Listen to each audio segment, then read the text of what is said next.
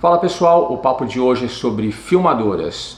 Muita gente me pergunta o que eu uso para filmar quando eu estou produzindo documentários ou vídeos ou matérias para TV. Hoje existe uma gama relativamente grande de câmeras filmadoras ou mirrorless, que são as câmeras fotográficas que também filmam muito bem, aliás, e câmeras de ação. Pois esse assunto é bastante extenso, então eu vou dividir em 3 vídeos, falando primeiro das filmadoras, depois das mirrorless e depois das câmeras de ação. Para quem pensa em fazer um vídeo, um filme, né, uma série e fotografar também, as mirrorless sejam equipamentos mais adequados. Já as filmadoras, elas têm uma pegada muito mais documentário.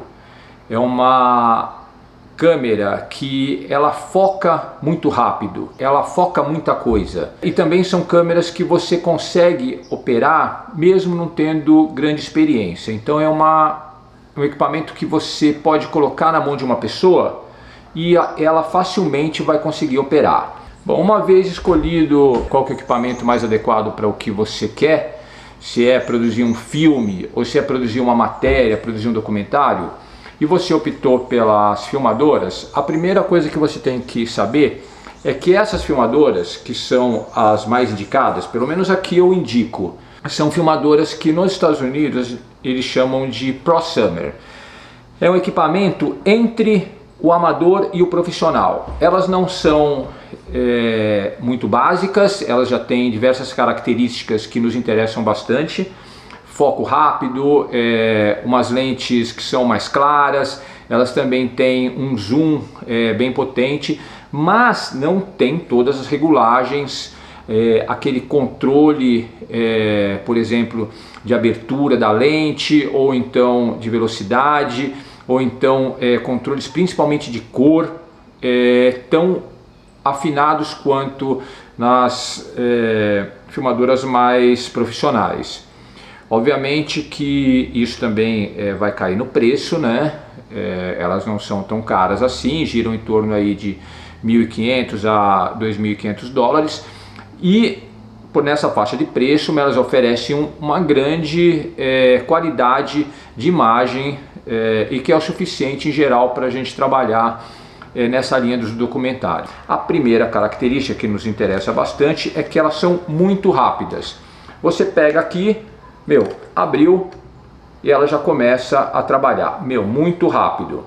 Você também tem uma amplitude aqui bastante grande, né? Essas filmadoras elas têm em geral um zoom, né, muito bom, né? Você pode ver que ela também foca rápido, está focando aqui o meu rosto.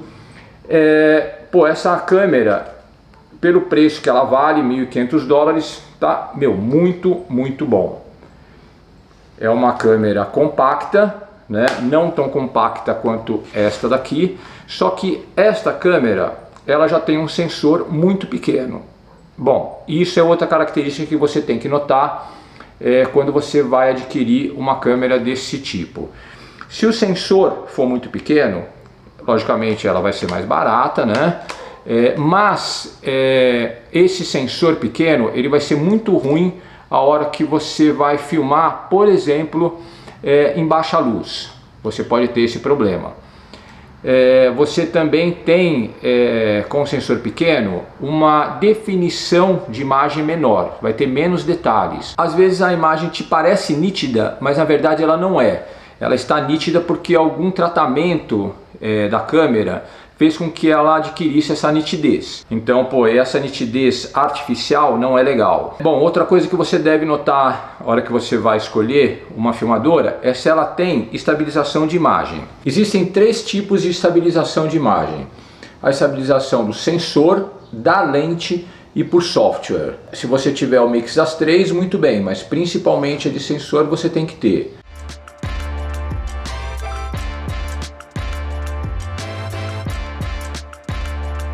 É legal você perguntar para amigos que já usaram, você ler mais tutoriais a respeito daquele modelo específico e saber todas as características que elas têm e que podem ser legais ou não para você.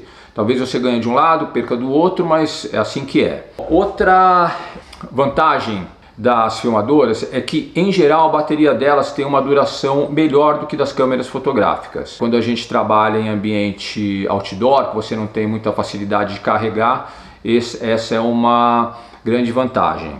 As dicas que eu tenho para te dar quando você for escolher uma filmadora é: primeiro, escolha filmadoras 4K. Não compra Full HD, são filmadoras que já estão bastante defasadas, com mais de uma década. Não faz sentido hoje. Você provavelmente vai querer ver numa televisão com bastante resolução, ou se você também precisar cortar um pedaço do arquivo, trabalhando com Full HD você não vai conseguir fazer isso, então você vai precisar do 4K. Mesmo finalizando seu arquivo depois com Full HD, o ideal é captar em 4K. Outra característica que você tem que notar é se a sua filmadora tem no mínimo 8 bits. Abaixo de 8 bits é pouca cor, é pouca definição, então você vai começar a ter cores misturando, cores inventadas, pois isso não é legal. Então 8 bits é algo aproximadamente de 16 milhões de cores. Cara, é muita cor. Você pensa que é o suficiente? Se você num dia de céu que vai do branco até o azul muito escuro, você vai ver que nesse degradê começa a ter faixas, como se fossem umas linhas assim separando umas partes do céu. Isso é porque em 8 bits você ainda não tem toda essa escala de cor. Você vai conseguir isso a partir dos 10 bits.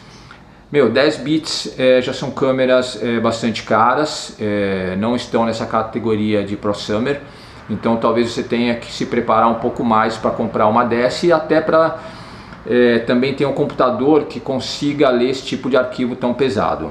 As câmeras têm que gravar com no mínimo 60 megabits por segundo, é uma taxa ok para você ter definição, para você ter nitidez. Abaixo disso é pouco. Um material realmente profissional, 100 megabits. Ela tem que ter estabilização no mínimo no sensor. Se não tiver na lente, está ok. Você pode, se você for fazer uma filmagem andando, você coloca um gimbal e está tudo certo. Ajeita ela bem no gimbal, aprende a lidar com esse equipamento. Ele é super estável. Você vai ter então o gimbal mecânico, que faz às vezes até melhor do que quando a lente é estabilizada, então tá bem ok. Procure câmeras que trabalham com cartão SD, sempre lembrando que você não vai trabalhar com um cartão, sempre vai ter que ter 2 ou 3 no caso de um falhar, um encher. Outra característica que você tem que atentar é sobre o range da sua lente, algo em torno aí de 15 milímetros até 100 milímetros, já está bem ok. Mais do que isso talvez você não precise, mas também atente isso, e atente também se a sua lente é uma lente clara, se ela na abertura máxima ela vai conseguir, por exemplo, 2.8, que é bem ok para você trabalhar numa luz não tão favorável. As baterias, cara, é muito legal as baterias que você consegue carregar direto pela câmera, né? Tem um dispositivo aqui que você consegue carregar. É melhor do que numa viagem você ter que levar o carregador junto.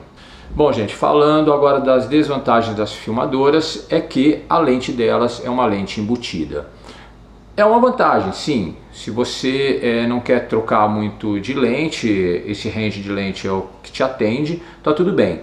Mas se, por exemplo, você for filmar em uma condição de luz ruim, você não consegue colocar uma lente mais clara, você não consegue colocar uma matéria objetiva, então pode limitar um pouco o serviço. Por outro lado, essa troca de lente também, além das lentes serem caras, elas também, a hora que você abre e fecha, você tem o problema de sujar o sensor. Aqui o sensor está sempre limpo. Outra desvantagem é que, em geral, elas têm o controle de abertura, de ISO, em menus, né? No caso dessa daqui pequena, todo esse trabalho que você tem de regulagem manual, essa daqui você vai ter que fazer realmente usando os menus. Então, pô, isso é um saco, né? Você tem que acessar o menu e pipipi, meu, tudo isso aqui até chegar no que você quer. Já alguns outros modelos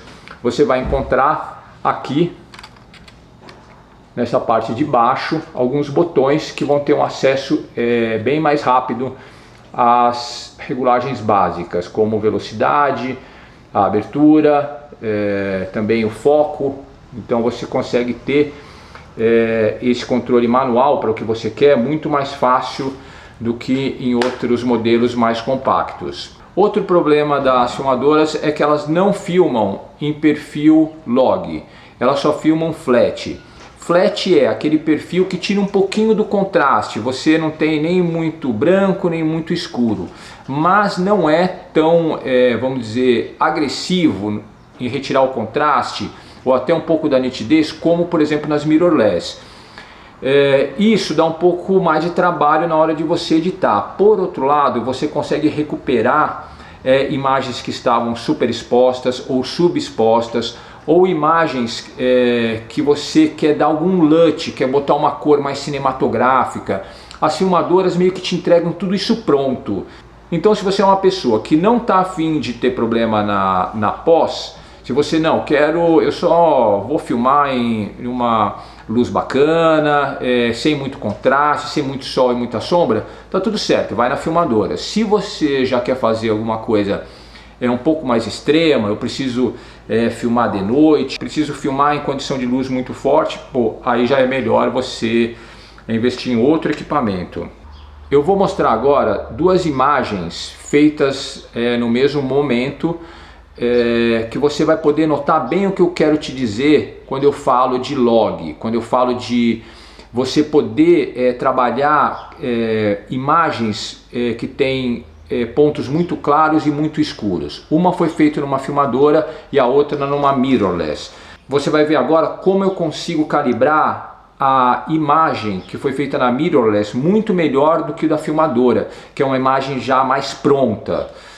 Como eu disse, exige um certo trabalho de pós-produção, mas essa é a diferença entre você muitas vezes poder usar uma imagem ou então ter que jogar ela fora porque a qualidade ficou ruim. Outra questão que você tem que levar em conta é que filmadora não é uma câmera híbrida. Ela não fotografa bem, mesmo. Cara, as fotos são lastimáveis. Se você precisa de uma câmera que fotografe também, esquece filmadora. Compra uma mirrorless, você vai ter o melhor dos dois mundos, mais ou menos, né? Nenhuma câmera é excelente para as duas coisas, você tem mix, mas a filmadora definitivamente não é uma câmera para fotografar. Bom, uma última dica que eu tenho para te dar é que a hora que você for escolher a sua filmadora, compre uma filmadora que tenha um sensor decente, um sensor de 1 polegada. Não compra abaixo disso porque você vai ter muito problema de ruído se a sua imagem for levemente escura. O sensor de 1 polegada, ele não é tão grande quanto o cropado, que acompanha uma parte das mirrorless hoje, até profissionais para estar filmando. É bem abaixo do sensor de full frame, mas faz um serviço decente, é bem ok.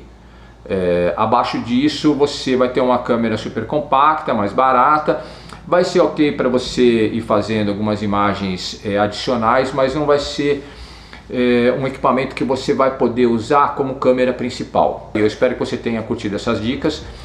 Esse assunto, como eu disse para vocês, tem continuidade. Nós vamos falar depois das câmeras mirrorless e das câmeras de ação. É isso aí, um abraço.